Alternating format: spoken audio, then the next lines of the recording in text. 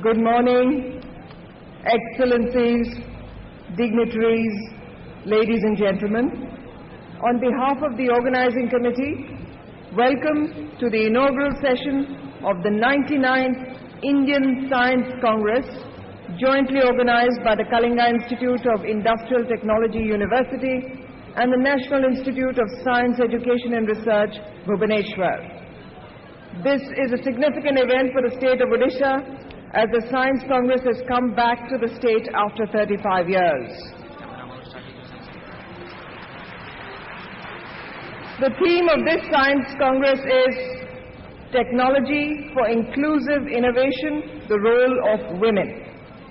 We're very honored on this occasion with the presence of the Honorable Prime Minister of India, Dr. Manmohan Singh, and we warmly welcome him. We also welcome the Governor of Orissa, His Excellency Shri Muralidhar Chandrakant Bhandare, the Honorable Chief Minister of Orissa, Shri Naveen Patnaik ji, the Honorable Minister for Science and Technology and Earth Sciences, Shri Vilas Rao Deshmukh ji, and the Honorable Minister of State for Planning, Science and Technology and Earth Sciences, Shri Ashwini Kumar. We also welcome our galaxy of eminent scientists and professors on the dais. We begin with an invocation entitled Jai Bharat, which talks about the love for our motherland, about new hope for all. It exhorts us to walk together so that we can proudly proclaim Mera Bharat Mahan.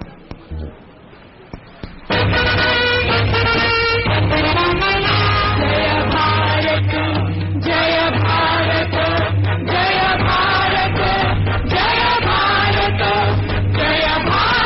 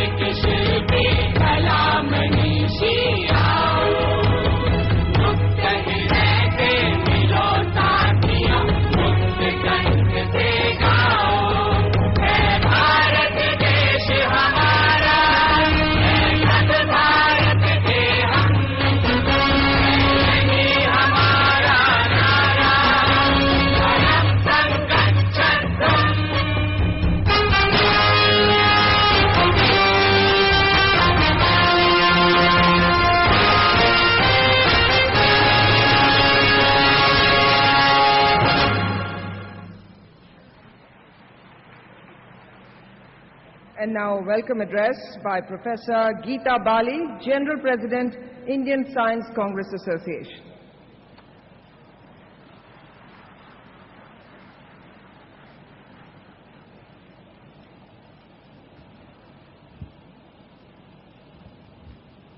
Honorable Prime Minister of India, Dr. Manmohan Singh ji, Your Excellency, the Governor of Odisha, Shri Muralidhar Chandrakant Bhandare ji, Honorable Chief Minister of Odisha, Shri Naveen Patnaik ji, Honorable Minister of Science and Technology, Shri Vilas Rao Deshmukh ji, Honorable Minister of State, Science and Technology, Shri Ashwini Kumar ji, Vice Chancellor of KIIT, Dr. Kolaskar, Dr. Samantha, the Founder and Chairman of KIIT, my esteemed colleagues on the dais, distinguished Nobel laureates and scientists from India and abroad, distinguished invitees, students, members of the media, ladies and gentlemen. I extend a hearty welcome to all of you.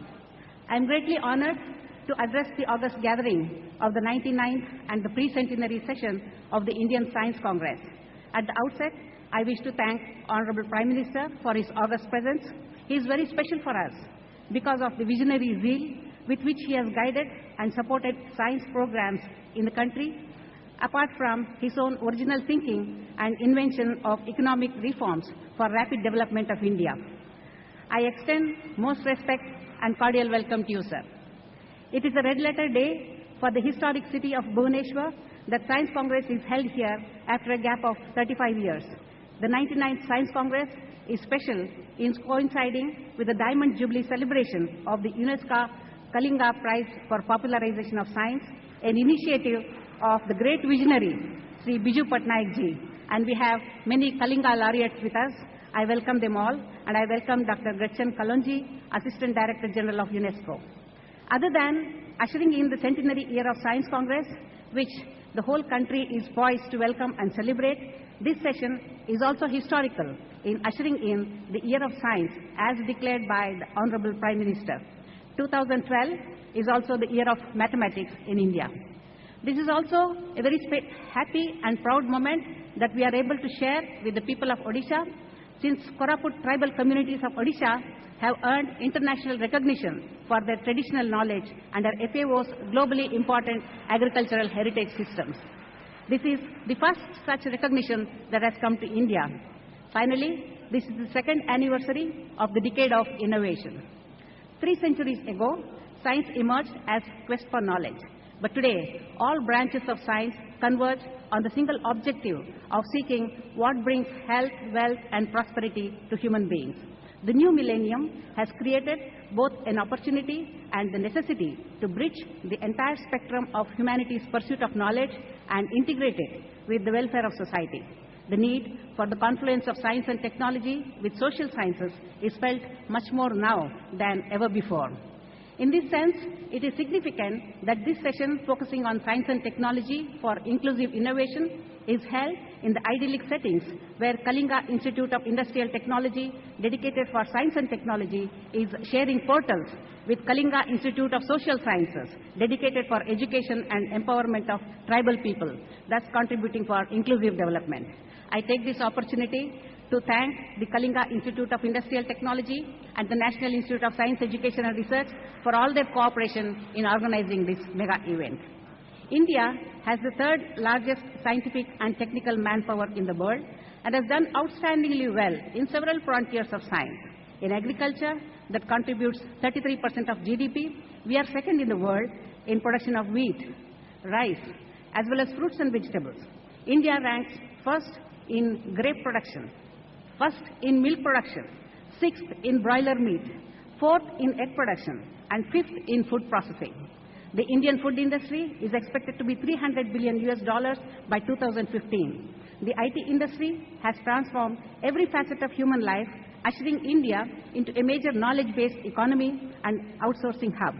India is in the forefront in the fields of electronics and hardware, biotechnology, nuclear energy, space technology, and defense technologies.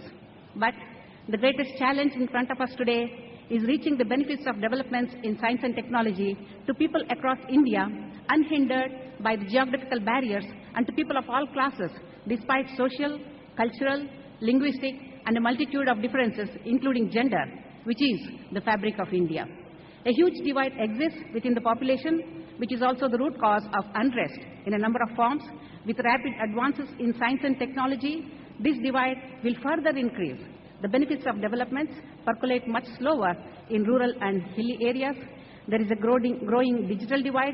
Villages remain poorly connected, despite India having the 2nd largest road network and the 4th largest railway network in the world. All human development indices are poorer in rural India. Towns and cities make more than 2/3 of the Indian GDP, while more than 70% of the population live in villages. Studies show the Gini coefficient, a measure of income inequality, is increasing in our parts of the country. India has over 21 million differently abled persons, mostly rural. The most striking divide, however, is the gender divide. 70% of women in India cannot read and write. 70% of poor women in India cannot read or write. Of the millions of school-age children not in school, majority are girls. Illiteracy of women is contributing for high fertility, infant mortality, and maternal mortality. Up to 20 million women a year are affected by disabling impairments associated with pregnancy and childbirth in India. Most importantly, maternal health directly translates to health of the child and has very high impact on the family and society, which makes addressing maternal health most important. Technologies for early diagnosis and intervention of diseases in women can in fact be instrumental in societal transformation. Rural women are even more disadvantaged. They outnumber men wherever labor-intensive work is involved and contribute for 75% of dairying and such activities. But most training programs hardly have female participation. Women farmers do not enjoy same rights as their husbands in marketing, access to credit or insurance, since land records are in the name of male members. Therefore, public policy support is needed for women farmers if the status of not only women but of rural India should improve. The Women Farmers Entitlement Bill 2011 of Professor Swaminathan is one such laudable effort. FAO recommends that rural women should be fully included in the design, testing, and use of agricultural technologies and innovations. Various factors have excluded women from science and technology. Women constitute less than 15% in most of the national laboratories and prestigious universities. Women are underrepresented in all science academies. The selection criteria and MCQ tutorials have made it more challenging for girls to enter premier institutions. The number of females become lesser with higher positions in the academic hierarchy. In all schools and colleges across the country, girls are higher ranking every year, but this does not translate into higher performance beyond schools and colleges. The importance of the role of women is underestimated and neglected. Of the 8 Millennium Goals, 6 directly and the other 2 indirectly address women, emphasizing the need to bridge gender divide. Women have proved time and again their ability to excel in science and technology against all odds, from Marie Curie to Kalpana Chawla and Sunita Williams of space age. The village knowledge and resource centers in India are being efficiently managed by women folk. While India can take partial pride of the Indian origin of the 2 women astronauts, the first all-women team, which carried crucial maneuvers, I would call it womanovers, of GSAT-12 satellite this year has made India very proud. It makes me wonder whether this attitude of space scientists in encouraging participation of women is the secret behind their success. While women's empowerment cannot be complete without their equitable participation in science and technology, science and technology offer solutions to many challenges faced by women. Biotechnology, ICT, and space technology are some examples. Women's Science Congress, introduced for the first time, addresses these issues. Many thematic topics, such as maternal and child care, alternate building materials, rural livelihood, and livestock management, to mention a few, are addressed for the first time in this forum. It is significant that the 12th five-year plan is dedicated for healthcare, and this Science Congress addresses healthcare from many perspectives, including telemedicine and e-health. In 2020, the average age of Indian population will be 29, with a high spirit of innovation. There is a need for every institution in the country, private or government, to energize transformation of the country through inclusive development. In our Karnataka Women's University, where 90% of students are daughters of laborers and daily wage workers, we have established a Women's Technology Park, which also serves as business incubator. Thank you. This session is intended to create the necessary environment to take a deeper look into the need for making innovations to the existing technologies and to undertake innovation-driven research to evolve new technologies which are affordable and accessible to all classes of people, and the need for unfettered involvement of women in the country's development. It is hoped that this will generate novel ideas for achieving Vision 2020. This year, being dedicated for science by Honorable Prime Minister, the science community is greatly honored. And as scientists, let us assure our beloved Prime Minister that we will rededicate ourselves for the cause of nation and strive for the betterment of people of India and the mankind. Thank you. Jai Hind.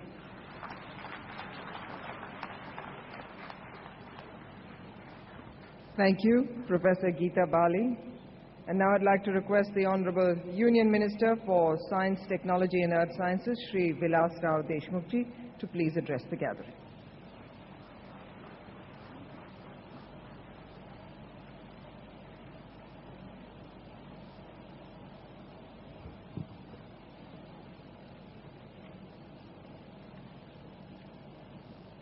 Honorable Prime Minister, Dr. Manmohan Singh ji,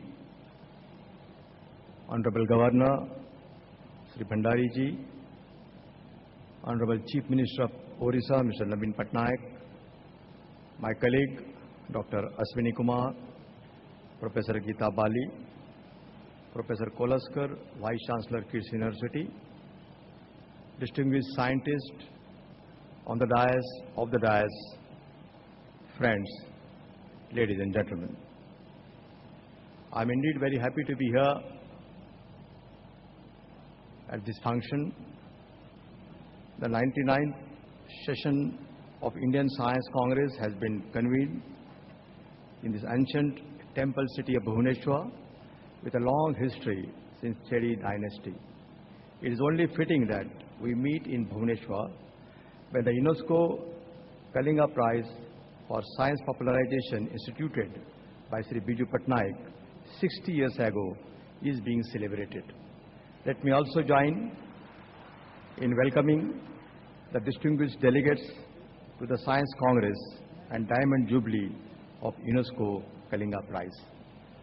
And let me also compliment KIIT University and especially Mr. Samanta for organizing this Science Congress in a very grand fashion. Our first Prime Minister, Pandit Jawaharlal Nehru, also said, and I quote, "The future belongs to science and those make friends with science." The world has come to realize that science, technology and innovation would impact the future societies and make friends with science. Nations invest significantly into science. Exponential advances in science and technology have triggered incentive social transformation. At the time of independence, India had inherited a shattered economy. The life expectancy at birth was less than 30. Pandit Jawaharlal Nehru revealed faith in science, scientific research and solving problems of the poor and the country. He invested into R&D establishment when the India was poor. Today, infant mortality rate has gone down to almost half of what it was 60 years ago. Average life expectancy has more than doubled. To me, these are returns from the science to people for the investment made then. We solved the problem of food shortage through green revolution and milk shortage through white revolution. Science and our scientists have delivered solutions whenever challenged by national problem. We look at tomorrow and where we stand today. We notice that world is turning into a large connected village. Globalization has moved science and technology and innovation and dynamics of knowledge and production to the center stage of development. Social contract of science is much more evident today than it was before. Sir, you have promised that the investment into R&D will be increased from present level of less than 1% to 2% of the GDP.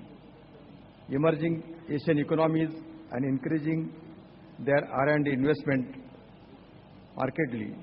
China filed 5 times more patent than India per $1 billion of GDP. The private sector engagement in investment are essential for getting more R&D output through their commercialization. We need big ideas in science, new methods in governance of R&D system, right investment of research, aspirations to emerge as world leader in science and dedication to serve the people of India through the tools of technology and affordable innovation. Our science and technology policy was initiated in 2003. We need a new and well-initiated science, technology and innovation policy. It should promote an innovation ecosystem that addresses the national priority for inclusive and sustainable growth. My ministry will dedicate to the nation with a well-balanced policy soon. We make sensible use of biotechnological tools and techniques for the benefit of our people. We are establishing a transparent and evidence-based regulatory system. Sir, we must present paradigm shift in our mindset of developing policy for science to developing science policy for people. Current Indian policies treat the R&D sector in segregated compartment. A change in the policy paradigm is treated the entire R&D sector in the country as one of the developing PPP and R&D to promote public and social good are important new strategies. R&D output should be converted into measurable economic and social outcome. So let me connect to the theme of role of our women in inclusive innovation. What will propel the Indian women to be at the vanguard of national development? Today, education and social awareness encourage our women to accept different careers. Women in science is a conscious development paradigm. I chair a task force for enhancing the role of women in Indian science. The task force is engaged in ensuring that more and more innovation leaders emerge from among our women. The gender relation and innovations are constantly changing in their own sphere is well known. We should connect them into both policy and programs. Sir, my ministries are working hard to enable the Indian science technology innovation system deliver what the nation and people of India expect from us. This is a period of positive development in Indian science. Sir, our ministries are initiating several new programs. The Ministry of Earth Sciences is launching a monsoon mission, an earthquake study through deep borewell investigation in Koina Varna area, Maharashtra is also being initiated. A Northeast Center for Technology Application and Reach is being established at Shillong by the Department of Science and Technology. Research on Himalayan glaciology is also being strengthened. CSIR is setting up a series of innovation complexes with world-class facilities for undertaking translation, research in partnership with industry, R&D institution and universities. The first three of them will position at Chennai, Calcutta and Mumbai. Sir, to conclude, I wish to say that given the unprecedented support from the Honorable Prime Minister and the Planning Commission to Science and Technology and Innovation in formulating 12th five-year plan, my ministry will assure the country that India will emerge as a major player in the science world before the end of 2017. With these words, I conclude and I wish this Science Congress a great success. Thank you very much and Jai Hind.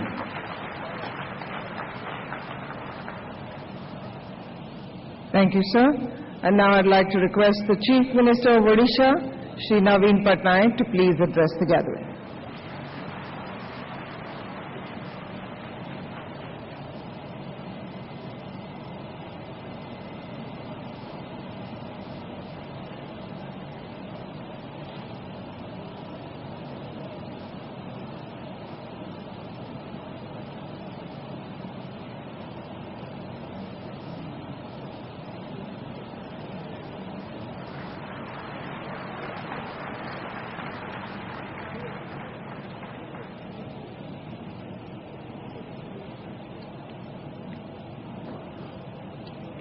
Honorable Prime Minister Dr. Manmohan Singh, the Honorable Governor of Odisha, Shri Murlidhar Chandrakant Bhandare, Honorable Union Minister of Science and Technology and Earth Sciences, Shri Vilas Rao Deshmukh, the Honorable Union Minister of State for Planning, Science and Technology and Earth Sciences, Shri Ashwani Kumar, the General President of the Indian Science Congress Association, Professor Geeta Bali, distinguished invitees, ladies and gentlemen.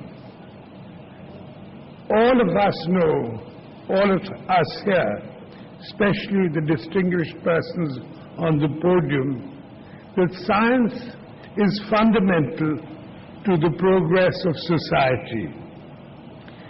It opens the frontiers of mind and matter. It liberates our brain from the bondage of orthodoxy and rigidity and fosters a culture of both inquiry and innovation. Our freedom struggle was as much a fight for political independence as it was a struggle for the adoption of modern science, for the social transformation and for progress. Therefore, there was a strong stress on developing of a scientific temper. Odisha has produced persons who epitomize excellence in the field of science. One such was Pathani Samanta Chandrasekhar,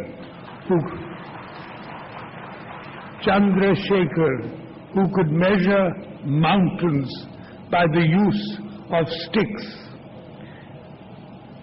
This scientific feat won the admiration of some of the best minds of his times.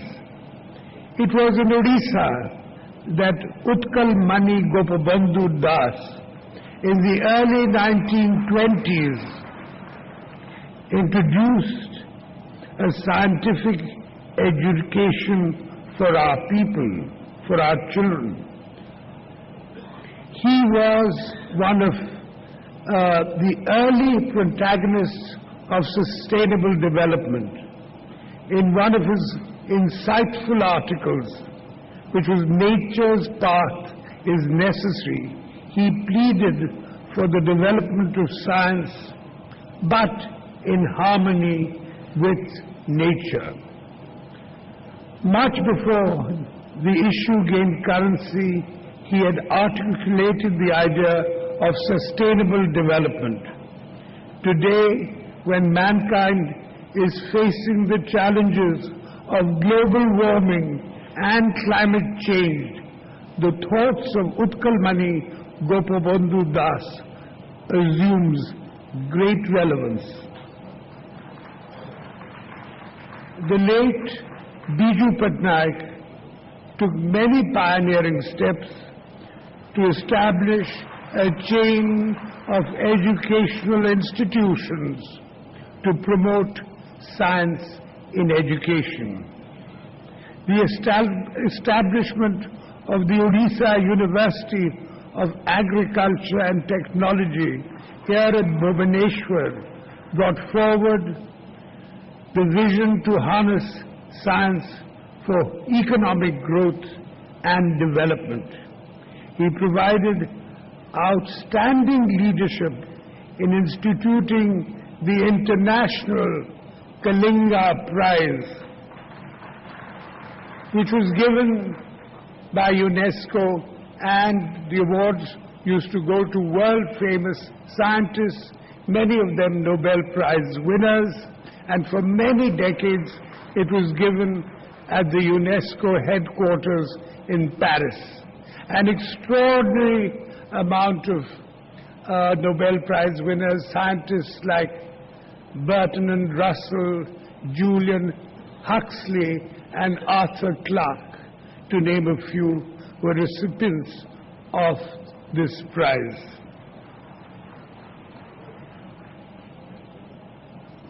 And this, I would like to say, was the promotion of science at the global level. And I repeat again that some of the greatest scientists of this world have been recipients of this prestigious award. Now, our ancient cultural traditions gave the idea of zero. The Tandava of Shiva is captured in a circle which represents the zero.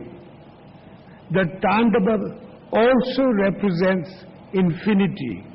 In other words, much before the birth of modern science, the tradition of the zero and infinity can coexist.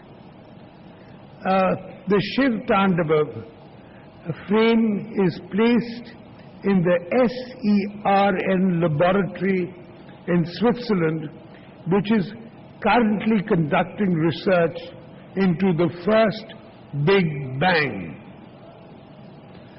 Mahatma Gandhi envisaged that science should be relevant for the villages of India. He said that great science is required to build a bridge over the river Ganga, but he wanted even greater science to build implements for the people in the villages of our subcontinent. We need to ask ourselves if we have moved in the direction of pursuing that greater science. In fact, the idea of a greater science for improving the condition of our villages is of critical relevance today. The greater science which the Mahatma spoke of can provide solutions to many problems such as global warming and climate change. It can also revolutionize the production process and make it more environment friendly. Science has to be an ally of sustainable development. It must enrich minds and also promote happiness. Let the organization of this session of the Science Congress enable us to achieve such goals. I must thank the Honorable Prime Minister for visiting us in Odisha. I thank each one of you for organizing this event, which will be a great boon to further the cause of science. Mu apan manan ko samastan ko bahut bahut dhanyawad devchi aaji re sundar karyakram paaye, and I wish the Indian Science Congress all success. Namaskar.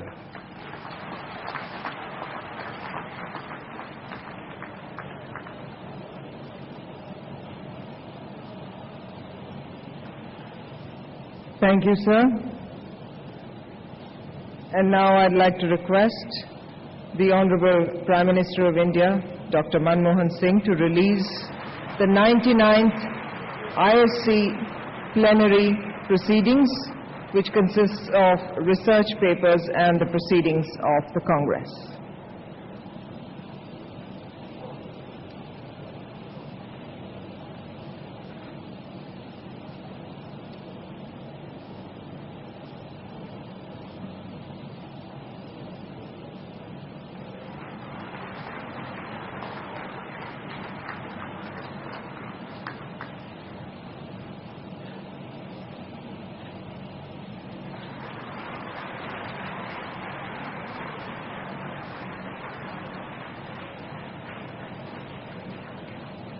And now it's time for the presentation of the ISCA awards instituted in the name of eminent scientists and presented to eminent scientists from all over the country. The Ashutosh Mukherjee Memorial Award, I'd like to request the Honorable Prime Minister to present these awards. The Ashutosh Mukherjee Memorial Award goes to Dr. R. Chidambaram from New Delhi.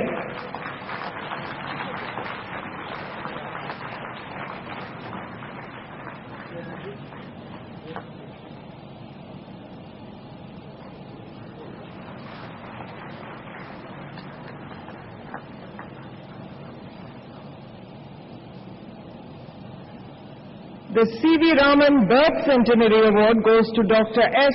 Kailas from Mumbai. Dr. S. Kailas from Mumbai receives the C.V. Raman Birth Centenary Award.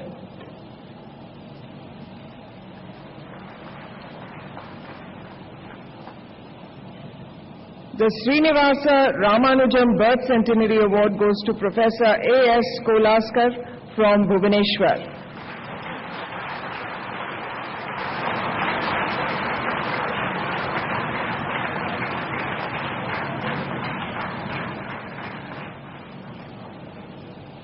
The M.N. Saha Birth Centenary Award goes to Dr. Srikumar Banerjee from Mumbai.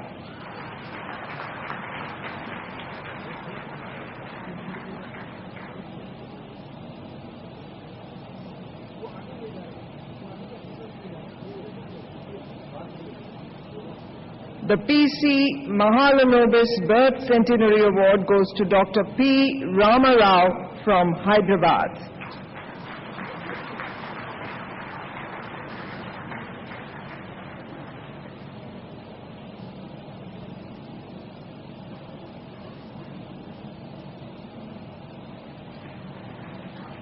The J.C. Bose Memorial Award goes to Professor K. Murlidhar from New Delhi.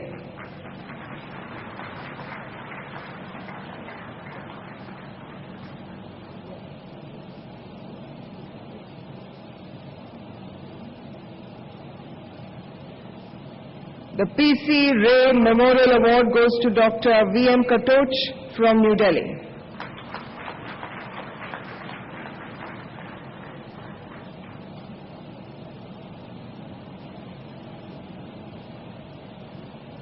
The H.J. Bhabha Memorial Award goes to Dr. Baldev Raj from New Delhi.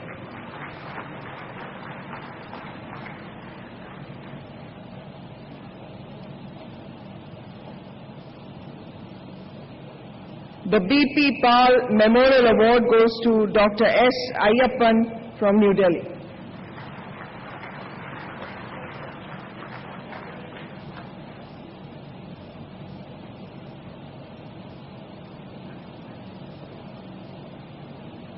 The Vikram Sarabhai Memorial Award goes to Dr. Sailesh Nayak from New Delhi.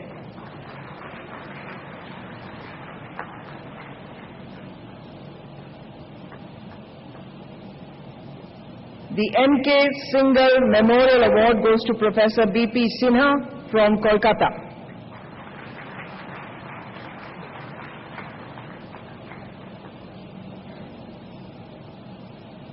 The Professor R.C. Mehrotra Memorial Lifetime Achievement Award goes to Professor Indira Nath from New Delhi.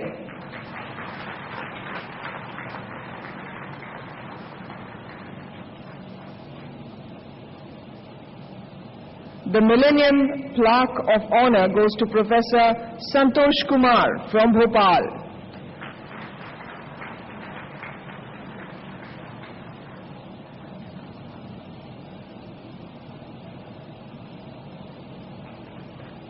A big hand for Professor Santosh Kumar from Bhopal. The Excellence in Science and Technology Award goes to Dr. H.S. Savitri from Bangalore.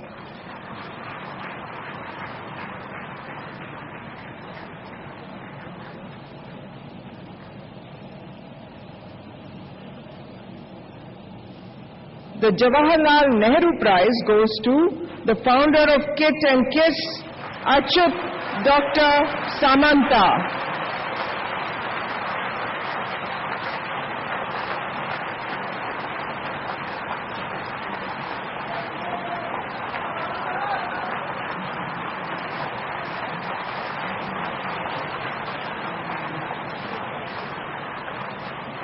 And now the General President's gold medals. The first gold medal goes to Dr. Richard Ernst from New Zealand.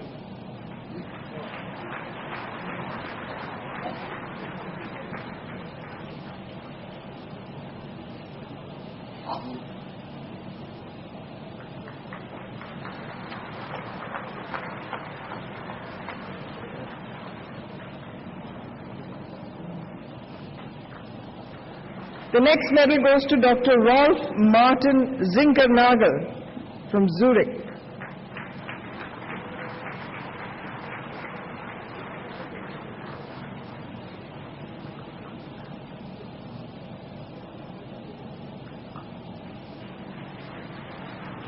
The next President's Gold Medal goes to Dr. Kurt Wuttrich from Switzerland.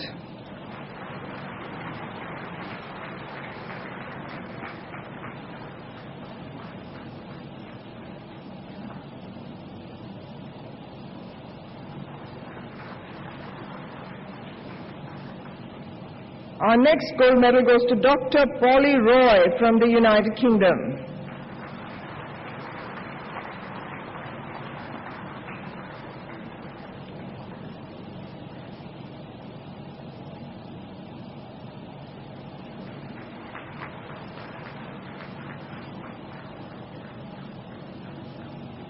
Our next gold medal goes to Dr. Harish Pant from the USA.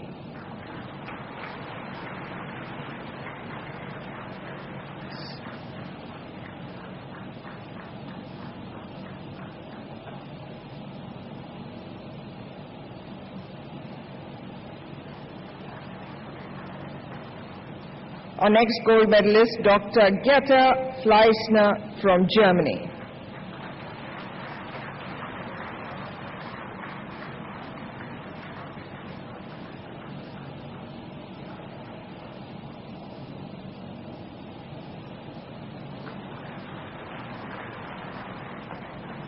And our last President's Gold Medal winner, Professor M.K. Sridhar from Karnataka.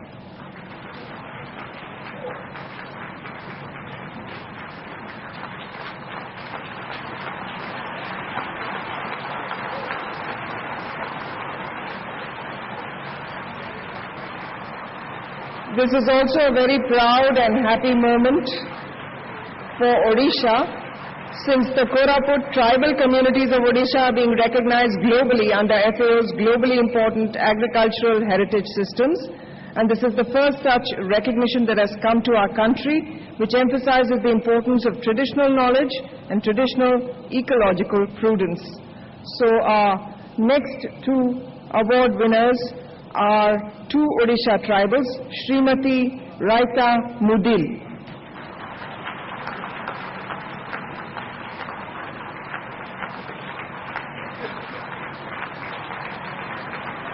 Recognized for traditional agriculture heritage systems.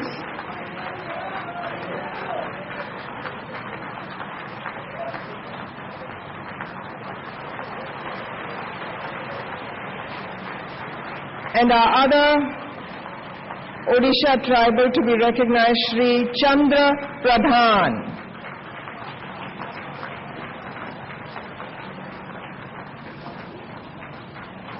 A big hand for Shri Chandra Pradhan.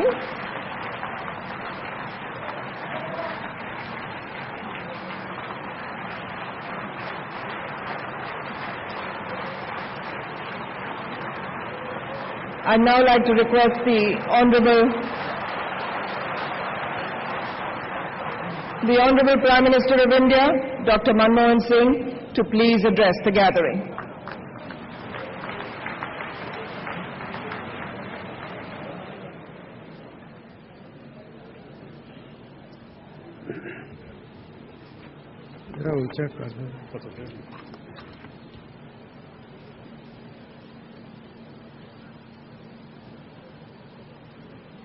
Honorable Shri Murlidhar Bhandare, Governor of Odisha, Honorable Shri Naveen Patnaik, Chief Minister of Odisha,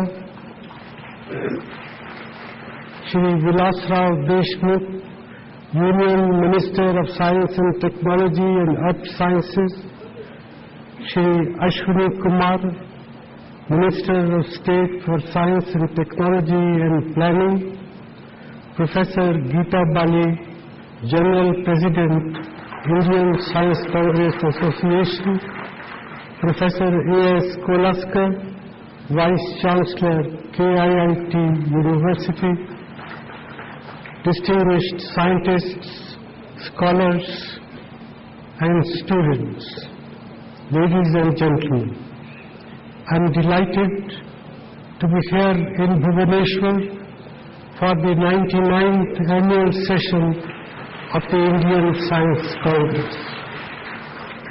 Odisha is a most appropriate venue for the Congress, as this year we celebrate the 60th anniversary of the UNESCO Kalinga Prize set up by the late Shri Biju Patnaik.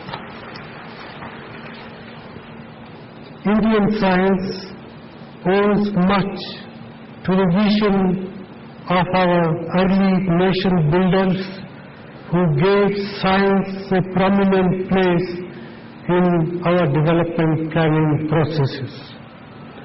I congratulate Professor Geeta Bani for choosing as the theme of the Congress the role of science and technology for inclusive innovation, with special reference to the role of women.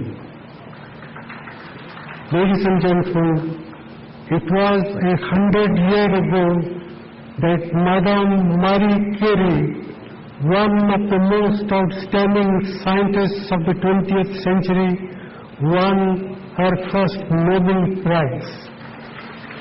To honor her achievements, last year was declared as the International Year of Chemistry.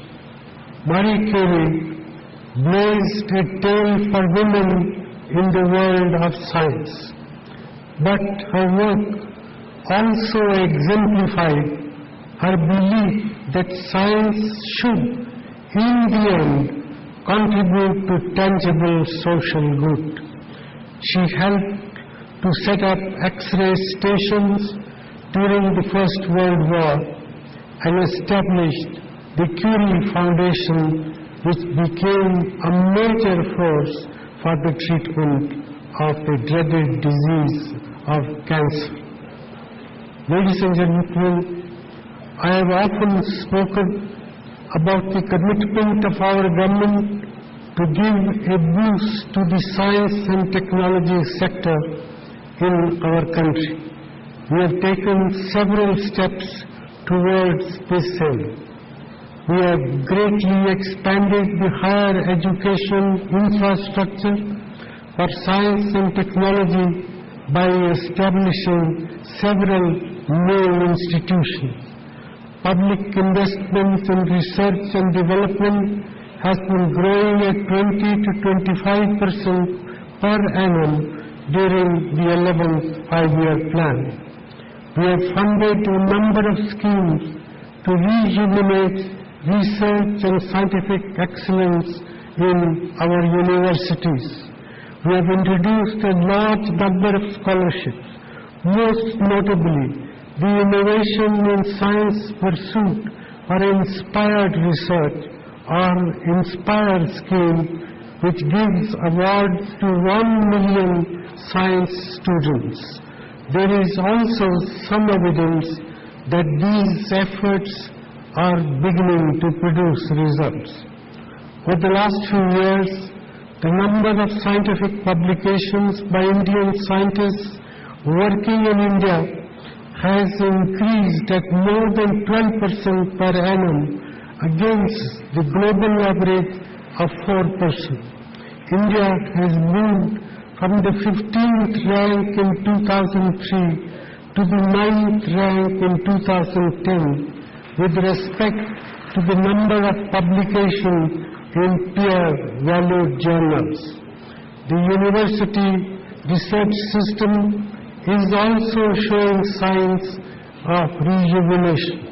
In 2008, I gave away incentive awards to 14 universities under the promotion of university research and scientific excellence scheme. In 2010, 30 more universities have qualified under the same criteria. The University of Rajasthan leads among the top 50 Indian scientific institutions in citations per paper under international collaboration. We produce, I have been told, 8,900 PhDs annually in science and engineering, 3,000 more than 5 years ago. The INSPIRE scheme is doing well and is also responding to our concerns about inclusiveness. The enrollment of weaker sections in the scheme is good, and 49.6% of the INSPIRE awardees are women. More than 60% of INSPIRE fellows pursuing in doctoral research happen to be women. Over the past few decades, India's relative position in the world of science had been declining, and we have been overtaken by countries like China. Things are changing, but we cannot be satisfied with what has been achieved. We need to do much more to change the face of Indian science. We must strengthen the supply chain of the science sector. While it is true that science and engineering continue to attract some of our best students, many of them later opt for other careers because of relatively poorer prospects in science. We must also make scientific output more relevant to our stage of development. It is sad that science is often preoccupied with problems of the rich, ignoring the enormous and in many ways more challenging problems of the poor and the underprivileged. Ladies and gentlemen, as we head into the 12th five-year plan, there are some objectives we must try to achieve in the science and technology sector.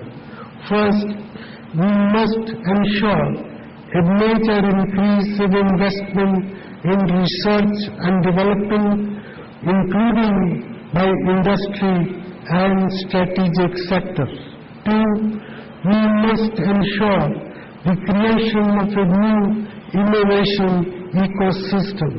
Three, we must achieve greater alignment of science and technology sector with the inclusive development needs of our nation.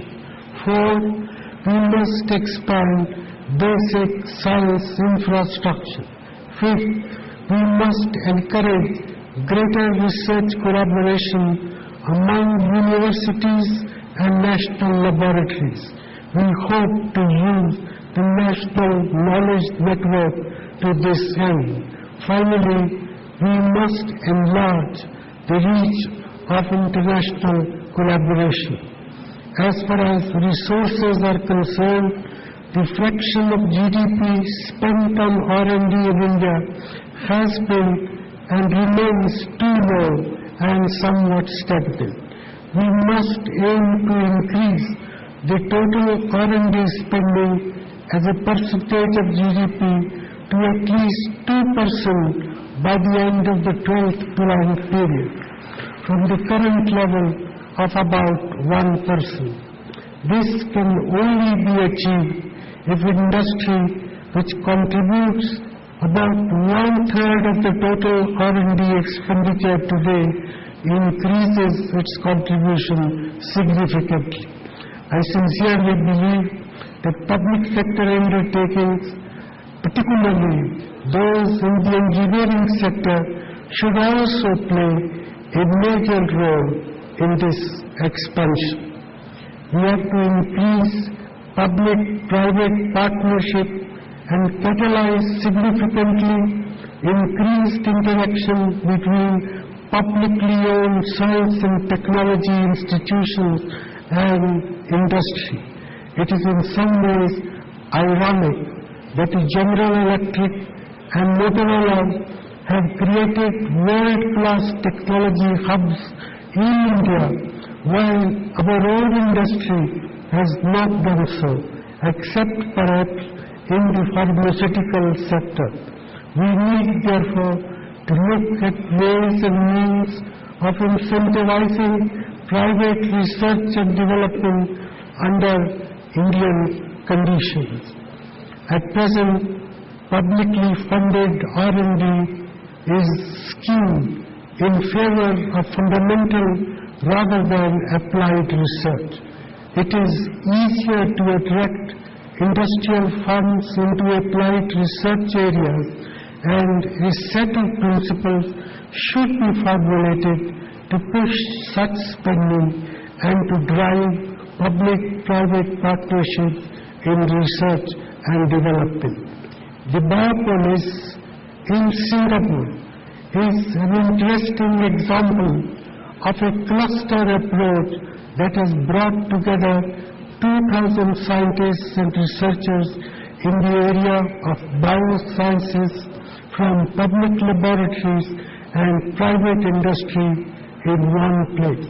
In India, we have our own open source drug discovery project, which is a virtual cluster enabling the creation of affordable and effective solutions which would not be likely with a conventional in-lab approach. Ladies and gentlemen, while research generates new knowledge, we need innovation to use this knowledge creatively and productively for social good. Our government